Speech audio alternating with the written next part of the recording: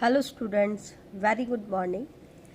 बेटा, हम लोगों ने सिंपल और कॉम्प्लेक्स परमानेंट टिश्यू कंप्लीट कर लिया था। आज मैं एक इम्पॉर्टेंट क्वेश्चन करा रही हूँ। ज़्यादातर एग्जाम्स में पूछा जाता है जाइलम और फ्लोएम में क्या डिफरेंस होता है। हम जाइलम और फ्लोएम दोनों कर चुके हैं, तो उनका कंपैरिजन मैं कराऊंगी। उसके बाद मैं आपको बताऊंगी staining of xylem and phloem, कैसे जाइलम एंड फ्लोएम को हम ऑब्जर्व कर पाते हैं ट्रांसवर्स सेक्शंस में, तो वो मैं आपको बताऊंगी। तो सबसे पहले देखो जाइलम क्या होता है और फ्लोएम क्या होता है। तो बेटा, जैसे कि आप अपने पहले भी पढ़ा है कि जाइलम और फ्लोएम दोनों क्या है, कॉम्प्लेक्स परमानेंट टिश्यू है। दोनों क्या है बेटा, कॉम्प्लेक्स परमानेंट टिश्यू है। फ्लोएम भी आपका कॉम्प्लेक्स परमानेंट टिश्यू है, लेकिन डिफरेंस क्या है कि जाइलम तो एक ऐसा कॉम्प्लेक्स परमानेंट टिश्यू है विच कंडक्ट वाटर एंड मिनरल, जो किसकी कंडक्शन करता है, किसको ट्रांसपोर्ट करेगा, वाटर एंड मिनरल को ट्रांसपोर्ट करेगा। जबकि फ्लोएम एक ऐसा कॉम्प्लेक्स परमानेंट टिश्यू है विच कंडक्ट फूड, दैट मीन्स ये किसको ट्रांसपोर्ट करता है, फूड को ट्रांसपोर्ट करता है। एक और डिफरेंस होता है कि जाइलम के अंदर जो वाटर का ट्रांसपोर्ट होता है वो हमेशा यूनिडायरेक्शनल होता है, एक ही डायरेक्शन में होता है। और वो डायरेक्शन कौन सी होती है, अपवर्ड डायरेक्शन। कैसे डायरेक्शन होती है, अपवर्ड डायरेक्शन। हमेशा ऐसा क्यों बेटा, क्योंकि जाइलम के केस में हमेशा सोर्स का काम कौन करता है, रूट।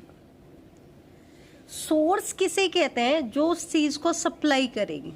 मे बी वहां पे वो चीज सिंथेसाइज हो रही हो या स्टोर हो रही हो, कुछ भी हो रहा। तो यहाँ पर प्लांट में वाटर एब्जॉर्प्शन का काम किसका होता है, रूट का होता है। तो हमेशा रूट किसका काम करती है, सोर्स का। और सिंक वो पार्ट होता है जो उस चीज को यूटिलाइज करता है जहां पर उसकी नीड है, या फिर वहां पे उस चीज की स्टोरेज होनी है। ठीक है, तो यहाँ पर सोर्स हमेशा रूट ही काम करेंगी और सिंक प्लांट का अपर पार्ट होगा। इसलिए हमेशा यूनिडायरेक्शनल मूवमेंट होती है, और वो भी सिर्फ अपवर्ड मूवमेंट होती है। जबकि फ्लोएम के केस में अगर हम कहें तो फ्लोएम में जो फूड का ट्रांसपोर्ट होता है वो बाई डायरेक्शनल होता है, कई बार मल्टी डायरेक्शनल भी बोल देते हैं। ठीक है, बाई डायरेक्शनल का मतलब है बोथ अपवर्ड एंड डाउनवर्ड। कैसे, आपको पता है लीव्स किसका काम करती हैं, फूड को सिंथेसाइज करती हैं। लेकिन मान लो प्लांट फूड सिंथेसाइज कर रहा है, तो जो भी एक्स्ट्रा फूड होता है वो रूट्स के पास चला जाएगा फॉर स्टोरेज। तो इस केस में तो क्या है बेटा, लीफ आपका सोर्स का काम कर रहे हैं और रूट्स आपकी किसका काम कर रही है, सिंक का काम कर रही है। लेकिन जैसे ही अर्ली स्प्रिंग सीजन आता है, क्या आता है, अर्ली स्प्रिंग सीजन आता है, प्लांट में नई नई बर्ड्स निकल रही है, तो लीफ अकेला उस रिक्वायरमेंट को फुलफिल नहीं कर पा रहा है।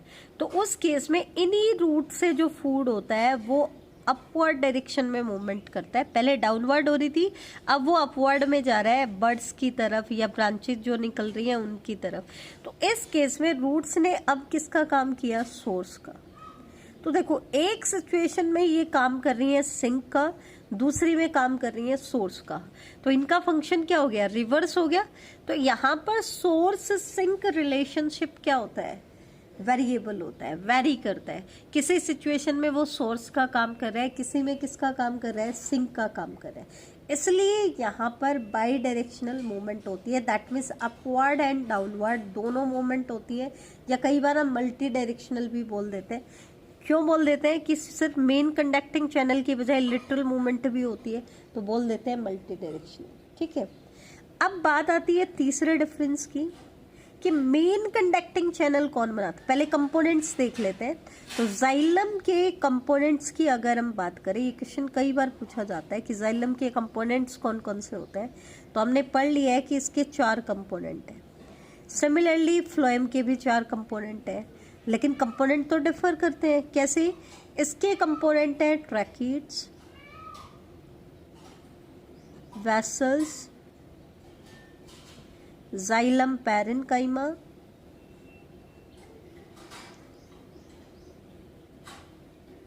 And xylem fibre. जबकि फ्लोएम के हैं आपके sieve tube, companion cell, phloem parenchyma and phloem fibre.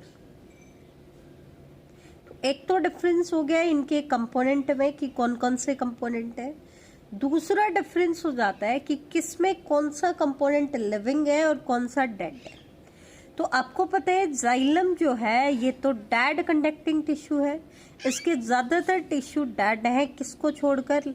Xylem parenchyma को छोड़कर। इसका मतलब इसमें 3 चीजें डेड है और एक कंपोनेंट क्या है? लिविंग है। जबकि फ्लोएम में उल्टा है। फ्लोएम में क्या है? फ्लोएम फाइबर्स डेड है क्योंकि ये स्क्लेरेन्काइमा के बने हैं और बाकी तीनों कंपोनेंट कैसे हैं? लिविंग है। तो इसमें 3 कंपोनेंट डेड है, इसमें 3 कंपोनेंट लिविंग है। इसमें एक कंपोनेंट लिविंग है और इसमें एक कंपोनेंट डेड है। तो एक ये डिफरेंस हो जाता है। अगला डिफरेंस क्या आता है?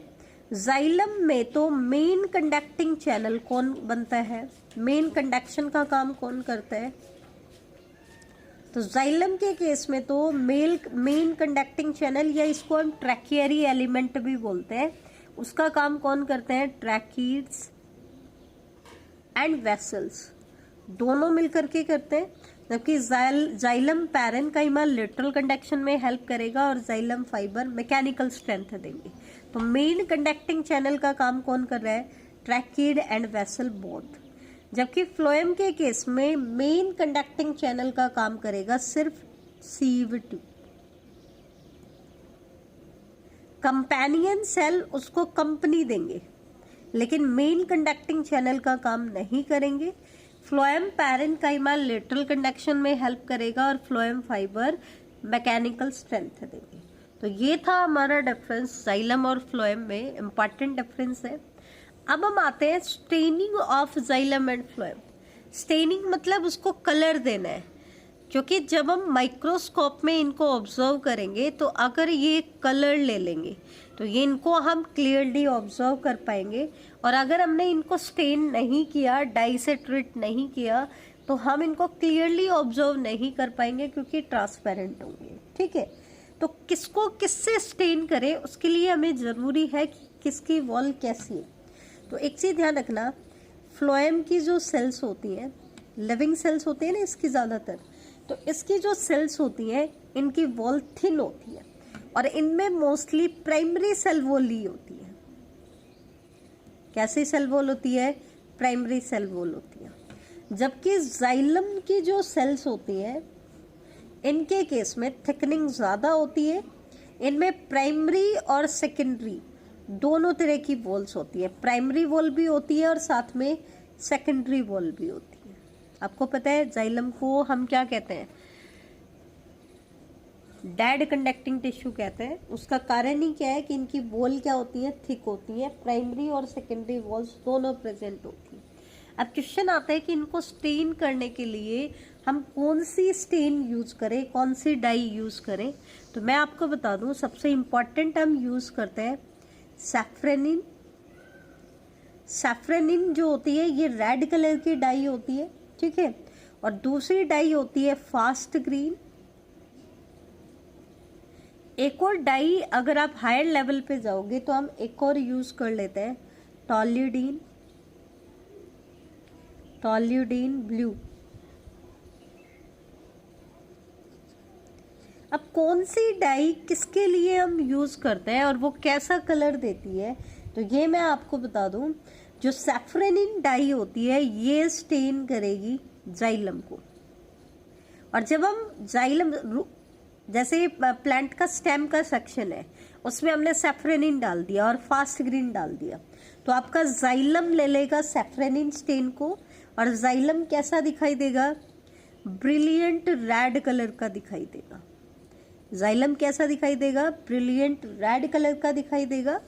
और आपका जो फ्लोएम होगा वो लेगा फास्ट ग्रीन को, क्योंकि उसकी वॉल जो है वो थिन वॉल है, प्राइमरी सेल वॉल है, तो प्राइमरी सेल वॉल किसको इजीली पिकअप कर लेंगी, ग्रीन कलर को। तो इसकी वजह से फ्लोएम का कलर हमें कैसा दिखाई देगा, ब्राइट ग्रीन कलर।